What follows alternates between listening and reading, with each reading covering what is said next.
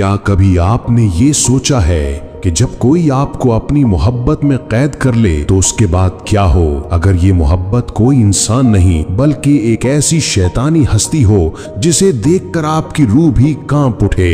दोस्तों, आज की कहानी एक ऐसी ही मासूम लड़की की है जिसकी जिंदगी सिर्फ ख्वाबों और एक रोशन मुस्तकबिल की जुस्तजू में बसर हो रही थी, लेकिन फिर उसकी दुनिया में एक ऐसा बिल्ला दाखिल हुआ जो ना इंसान था, ना जानवर और ना ही महज एक साया।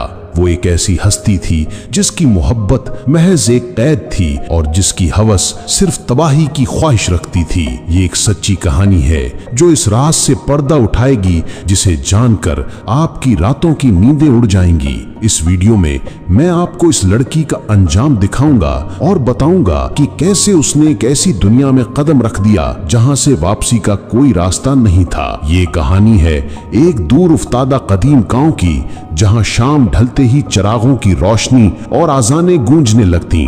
इस गांव में एक लड़की रहती थी जिसका नाम था ज़ैनत। ज़ैनत की खूबसूरती उसकी मासूमियत और सादगी में थी। वो दिन भर अपने वालिदैन के साथ खेतों में काम करती और शाम को गांव की पुरानी मस्जिद के करीब, जहां एक कदीम नीम का दरख्त था, कुरान की तलावत करती थी।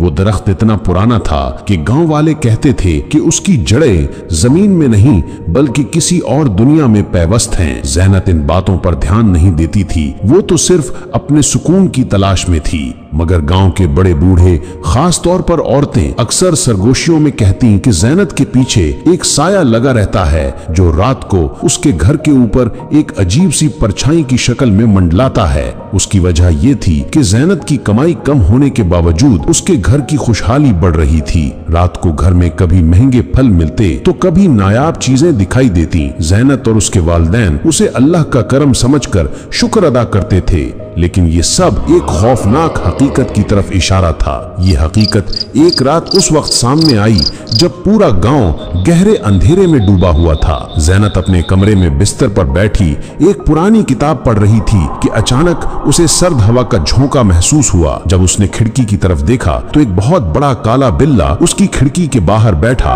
उसे घूर रहा था। उसकी आंखें सुर्ख अंगारों की तरह जल रही थीं और उसका जिस्म धुएं की तरह हल्का और परछाई जैसा था। ज़ैनत खौफ के मारे कांपने लगी, मगर अपनी हिम्मत जमा करके आंखें बंद कर ली। जब दोबारा खोली तो वो बिल्ला अब भी वहीं था। फिर उस बिल्ला की आवाज आई जिसमें एक सहर अंगेज कशिश थी। डरो मत, मैं तुम्हें नुकसान नहीं पहुंचाऊंगा, मैं तुम्हें चाहता हूं। इस आवाज की पुरस्रार ताकत ने ज़ैनत को मफलूज कर दिया और इसी दिन से ज़ैनत की जिंदगी एक खौफनाक ख्वाब में बदल गई। हर रात वो बिल्ला उसके कमरे में आता, कभी खिड़की पर, कभी सहन में और कभी उसके सरहाने बैठकर उसे घंटों तक देखता रहता। वो बिल्ला कहता, तुम सिर्फ मेरी हो, कोई इंसान तुम्हें छू भी नहीं सकता। ये बिल्ला दिन में नजर नहीं आता था, लेकिन उसकी मौजूदगी महसूस होती थी। जब ज़ैनत खेतों में काम करती तो लगता जैसे कोई दूर से उसे देख रहा है, और जब वो कुरान पढ़ने जाती तो उसी दरख्त के साए में उसे एक अजनबी परछाई लरसती दिखाई देती। ज़ैनत ने अपने वालिदैन को बताया, लेकिन उन्होंने इसे वहम समझा और गांव के मौलवी को बुलाया। मौलवी ने तावीज दिए और दम किया, लेकिन बिल्ला की ताकत इन सब से कहीं ज्यादा थी। तावीज बेअसर साबित हुए। अब वो बिल्ला मजीद ताकतवर हो चुका था और रातों को ज़ैनत को अपने साथ अंधेरे वीरान जंगलों में ले जाता, जहां वो उसे खौफनाक आवाजें सुनाता और कसमें खाता कि वो इसके सिवा किसी और की मोहब्बत कबूल नहीं करेगा। वक्त गुजरता गया और ज़ैनत की सेहत बिगड़ने लगी। उसका रंग जर्द पड़ गया और उसका पेट गैर फितरी तौर पर बढ़ने लगा। वालिदैन खौफजदा हो गए। जब उन्होंने पूछा तो ज़ैनत सिसकियां भरते हुए बोली, अब्बा, अम्मा, मुझे नहीं मालूम ये कैसे हुआ, लेकिन वो बिल्ला वो रात को मेरे पास आता है। ये सुनकर गांव में हैजान बच गया।